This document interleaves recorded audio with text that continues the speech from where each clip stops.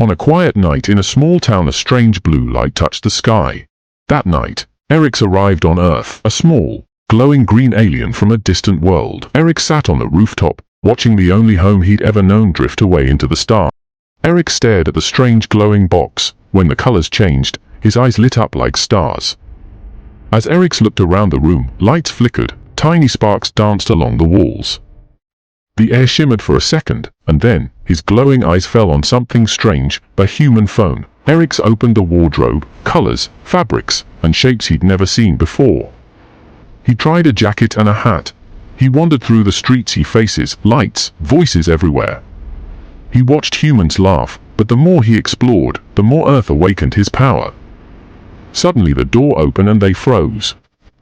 In the middle of the room stood something unreal. Erix caught the humans who finally saw him. What if he used his energy in the wrong way? A flash of light glows from his eyes. With a blink, he could light up bulbs. Power flows, not from wires, but from him. Every step burns the ground beneath him. Flames follow his footprints, power bursting out of control. And then, a single blast.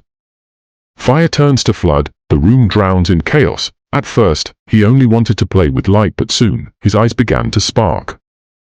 His hands followed, twisting the current. Erix isn't playing anymore, he's learning how to destroy. His hands rise slowly, glowing faintly green. The light bends toward him, twisting, pulsing, obeying his will.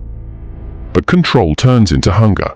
He stands by the basin hen. From his mouth, a river of fire spills out, thick, molten lava. The sink walls glow. Erix has crossed the line. Erix twists his powers with a sly grin. Molten lava oozes into a plate. He enjoys it happily, savoring every fiery bite. Erix cuts a lava-filled cake on a plate. Everyone watches in amazement as he enjoys the fiery treat. Erix, the mischievous alien, spins his glowing eyes and waves his hands with playful power. The plate and spoon start floating, moving on their own. As he twirls, a shimmering rainbow arcs across the room, lighting up everyone's amazed faces. Suddenly, it bursts into a fiery blast, sending sparks flying everywhere. He lifts cushions with his glowing hands, using his powers. With his eyes shining in excitement, he flashes a sly, playful smile. He teases the dog. With a playful flick of his hands, he snatches the bone and devours it, enjoying every bite. He spins his glowing eyes, controlling the kitchen with his powers.